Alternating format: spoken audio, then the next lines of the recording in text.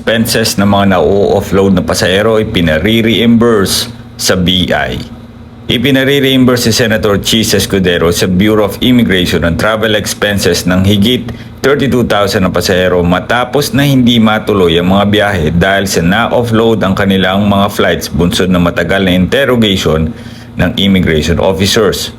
Sinabi ni Escudero na ang bayad sa reimbursement ay huhugutin sa immigration fees na kinokolekta rin ng Bureau of Immigration, kaya naman hayaan lang aniya na masaktan din ang ahensya para maturuan ng leksyon na gamitin ang kanilang kapangyarihan na may pag-iingat at malasakit. Samantala, sinuspindi ng Department of Justice ang inisyong travel guidelines ng ICAT matapos ipasa ng Senado ang resolusyon para sa pansamantalang pagpapatigil sa implementation ng guidelines. Pinaintulutan din ng Senado ang Senate President na